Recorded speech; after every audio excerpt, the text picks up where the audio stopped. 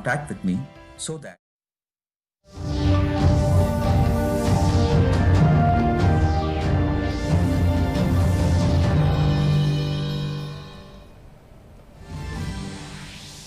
Prime Minister Narendra Modi says the agrarian reforms have given freedom to farmers to sell their produce wherever they want. Says these laws are not against Krishi Mandis. The PM inaugurates major development projects in Bihar, lays foundation stones of 9 highway projects, inaugurates optical fiber internet services in the state.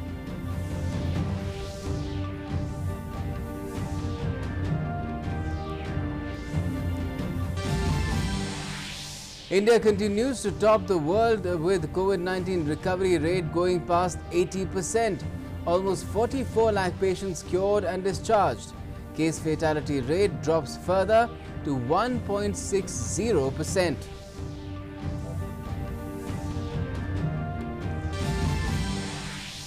Rajya Sabha Chairperson M. Venkaiah Naidu suspends 8 opposition members for 1 week for their unruly behaviour in the upper house yesterday. Rejects no confidence motion against Deputy Chairperson. Upper House adjourned for the day after continuous ruckus.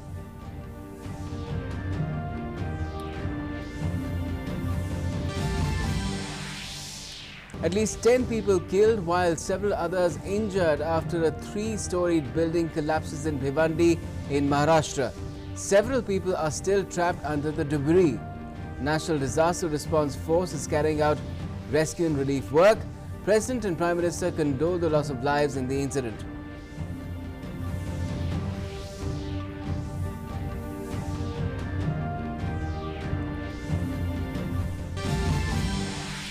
Schools in some states resume limited classes starting today after a gap of almost 6 months. In first step towards resuming educational activities, only senior students are allowed to attend school voluntarily. Schools in containment zones are still shut. Monuments like Taj Mahal and Mahabodhi Temple in Bodh Gaya also reopened for visitors.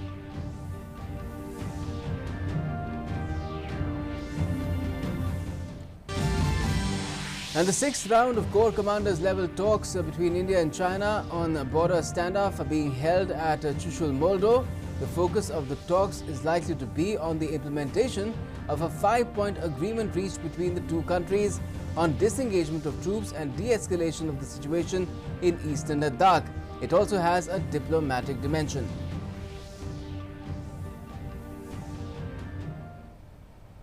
Namaskar, you're with the latest here on DD India and DD News. I'm Gautam Roy.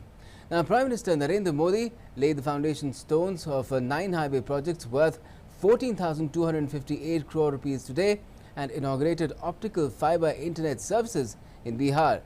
These 9 highway projects involve a road length of about 350 kilometers. These roads will enhance better connectivity, convenience and economic growth in and around the state. All rivers in Bihar will have bridges conforming to 21st century specifications, and all major national highways will stand widened and strengthened.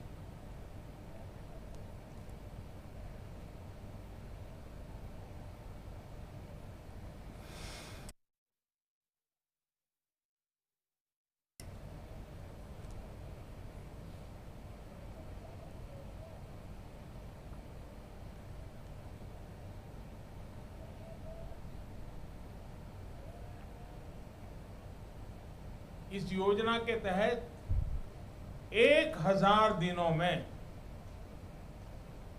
देश के 6 लाख गांवों को optical fibre से जोड़ा जाएगा। मुझे विश्वास है कि नीतीश जी के सुशासन में दृढ़ निश्चय के साथ आगे बढ़ते बिहार में इस योजना पर भी तेजी से काम होगा। The PM also inaugurated optical fiber internet services.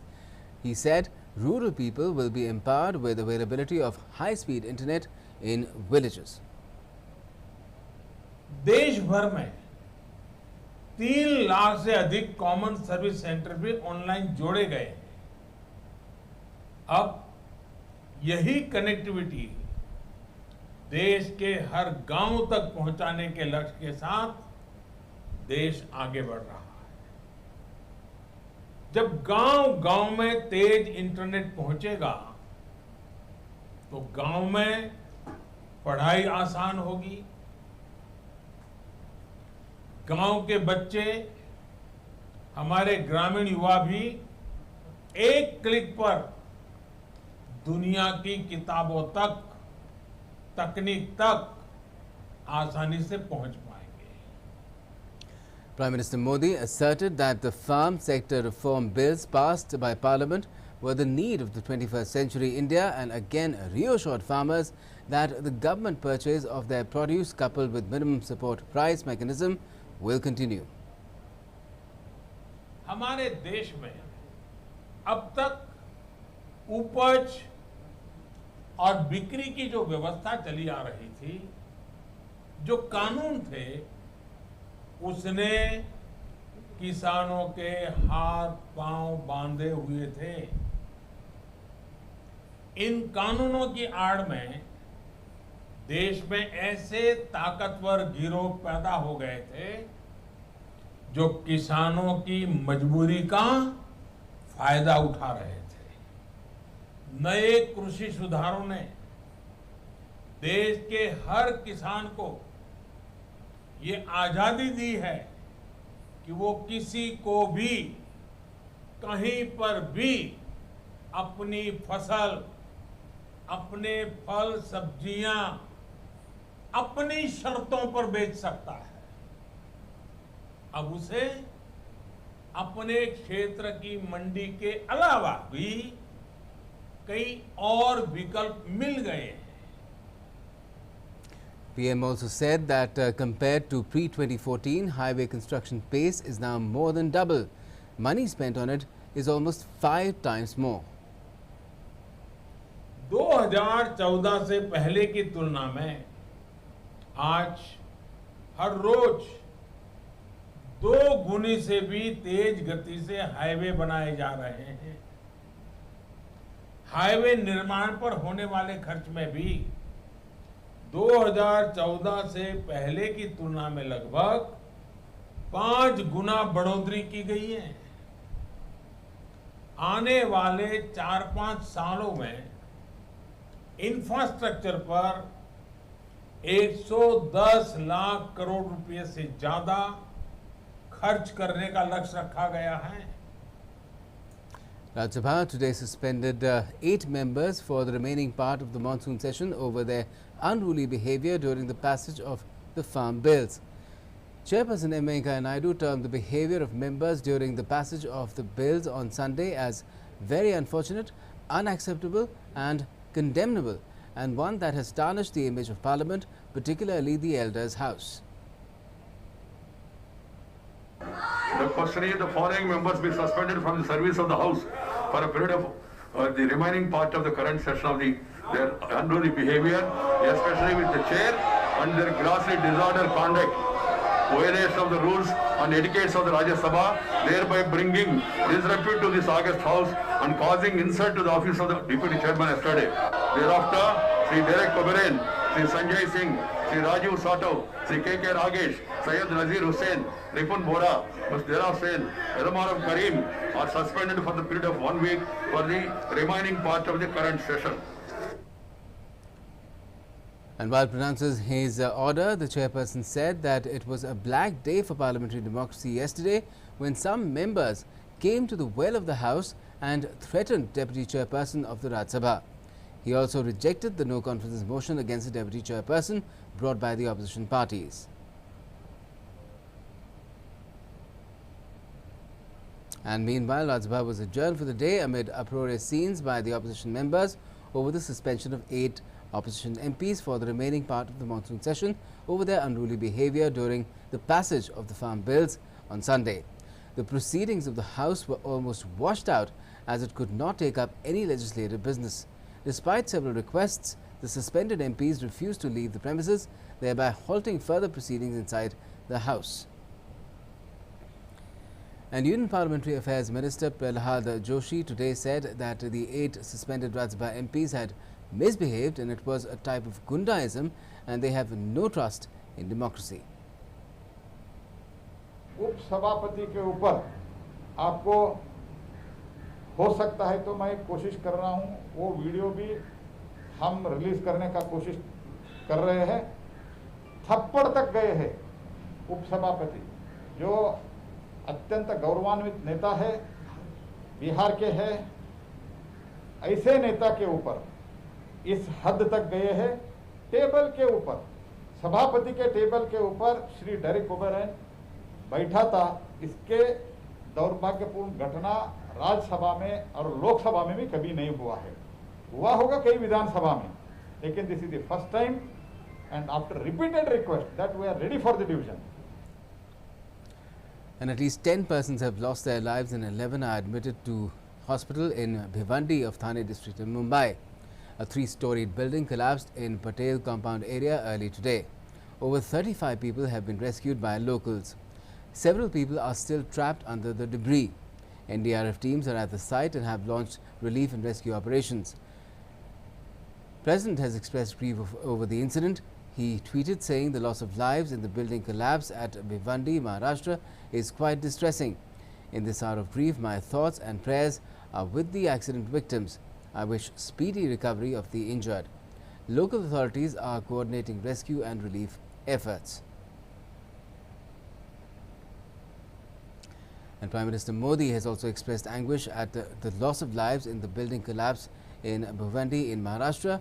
The PM said in a tweet, and I quote, "Saddened by the building collapse in Bhiwandi, Maharashtra. Condolences to the bereaved families, praying for a quick recovery of those injured.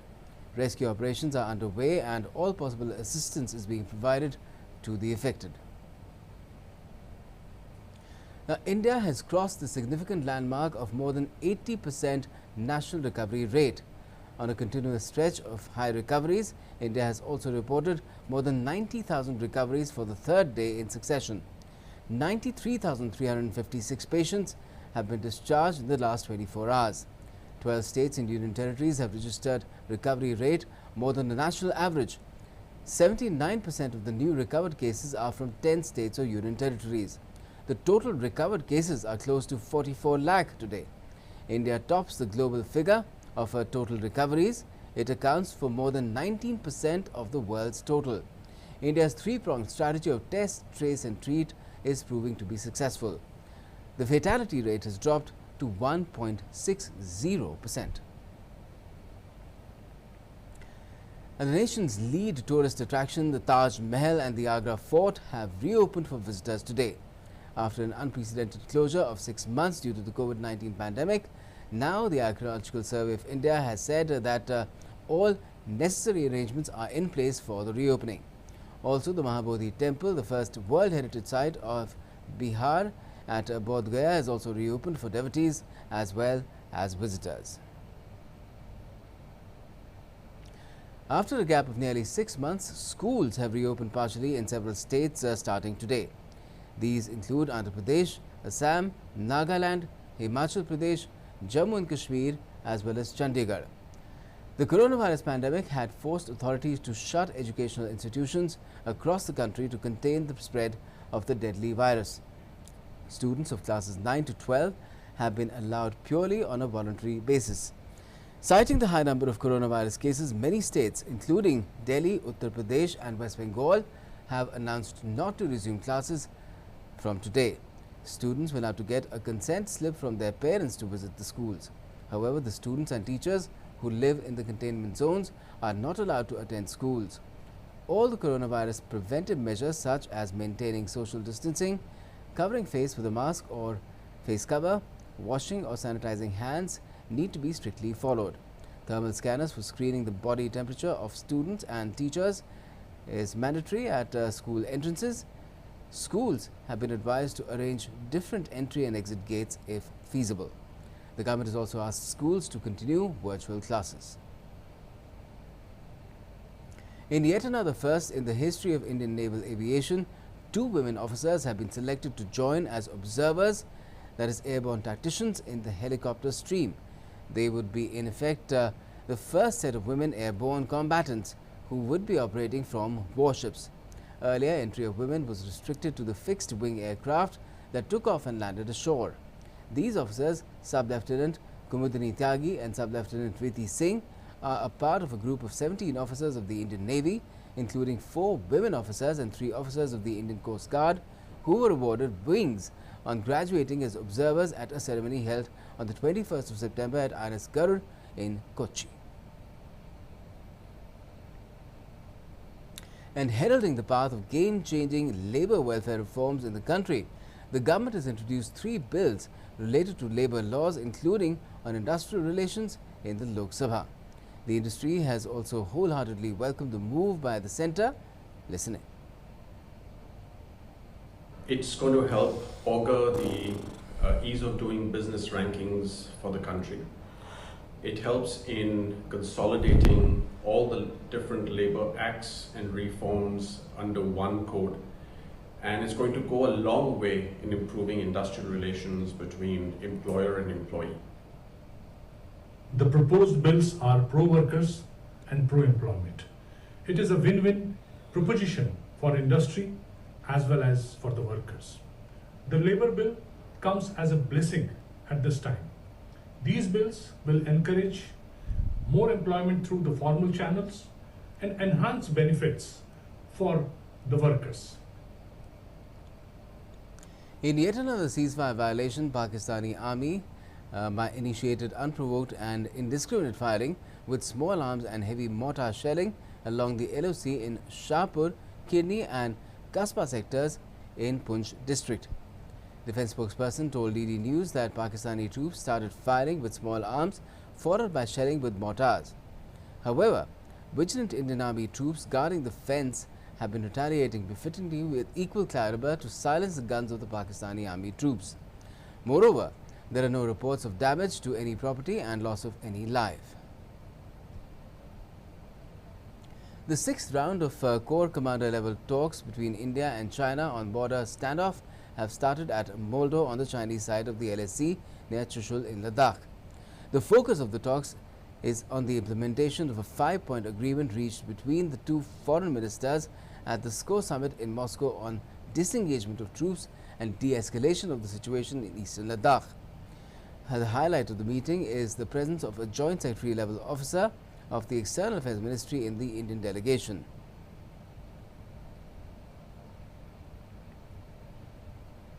And let's now take a look at the updates on COVID-19 coming from across the world. Over 3.12 crore coronavirus cases have been reported worldwide, with more than 9.65 lakh deaths. As many as 2.28 crore people have recovered from the virus so far. The United States continues to top the list, being the worst hit country by the pandemic so far, with the highest number of COVID-19 cases. The US has crossed the 70 lakh mark in terms of COVID-19 cases, with deaths now crossing 2.04 lakh. In terms of the death toll, Brazil stands second on the tally with 1.36 lakh deaths. There are 45.44 lakh cases of COVID-19 in the Latin American country. Now, as the coronavirus pandemic grips the US tighter, the virus is spreading deeper into America's small towns and rural outposts. Faraway doctors are helping treat rural American COVID-19 patients, all thanks to technology. Vast stretches of rural America lack easy access to advanced medical care. Rural areas tend to have higher rates of underlying health conditions. Their populations often are older and poorer, making them more vulnerable to COVID-19. Tele-ICU generally requires physicians working remotely to hold a license in each state where people are hospitalized. The Trump administration has eased rules on telehealth during the pandemic and expanded reimbursement by Medicare.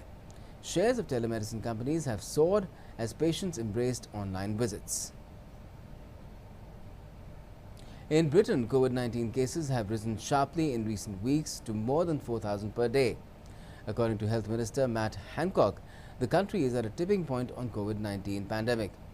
He's also warned that a second national lockdown could be imposed if people don't follow government rules designed to stop the spread of the virus. Earlier, Prime Minister Boris Johnson said that the UK is experiencing the start of a second wave of COVID-19 and stricter lockdown measures will be introduced across the country. The UK currently has more than 3.94 lakh COVID-19 cases with a death toll of over 41,700. And Bermuda was under a tropical storm warning on Sunday as Hurricane Teddy forced the government to shutter air and sea ports, schools and government offices for the second time in a week.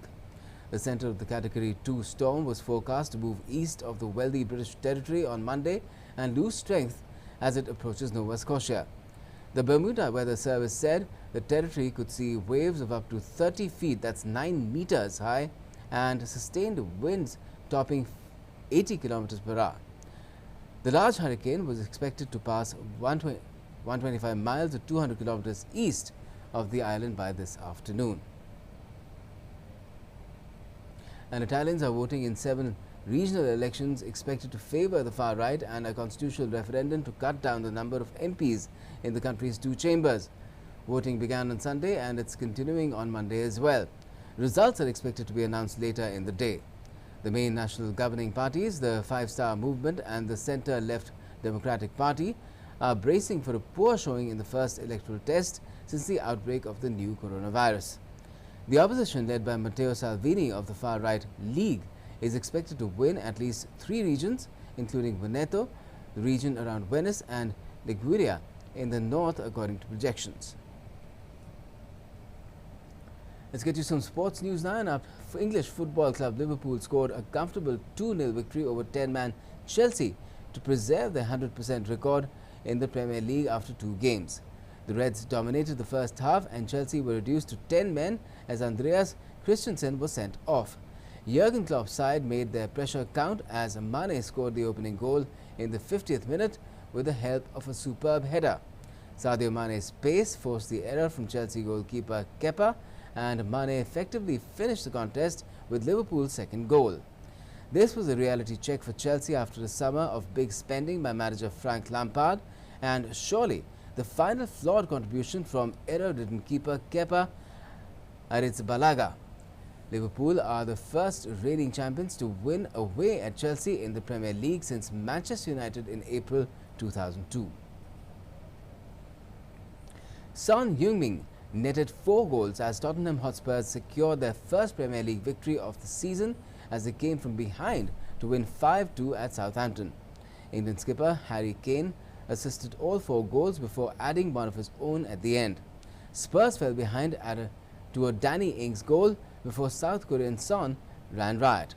The South Korean equalized just before half-time and then scored 3 after the break to claim his first Premier League hat-trick, with Kane getting on the score sheet in the final 10 minutes. Spurs forward Harry Kane is only the 6th player to assist 4 goals in a single Premier League game and the first English player to do so. Indeed, Kane only assisted 2 league goals in the entire last season.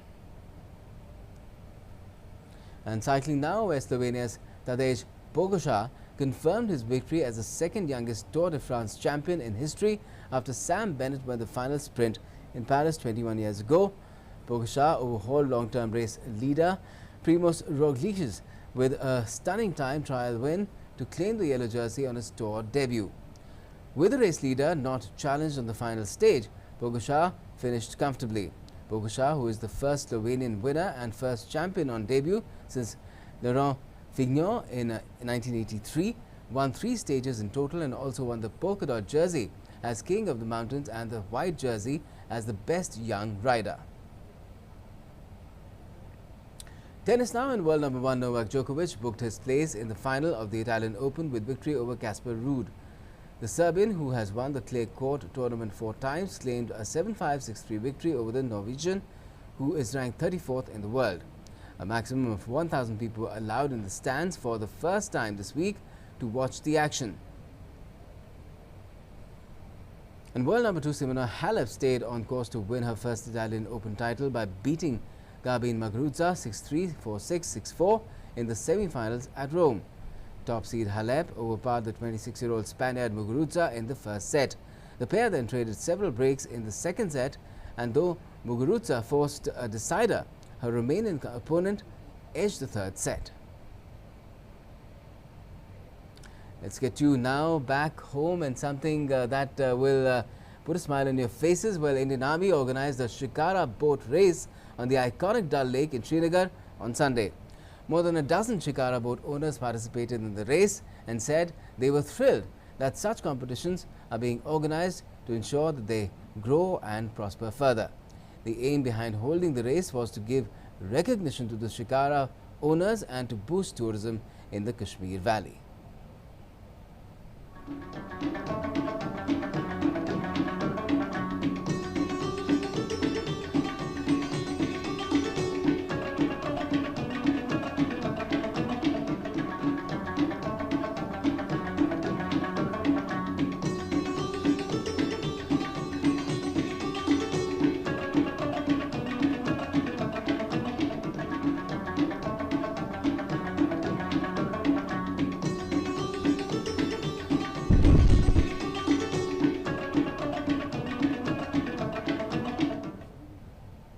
That really took me there, didn't it? For you as well? Well, stay in the world of news. Stay tuned to DD News and DD India.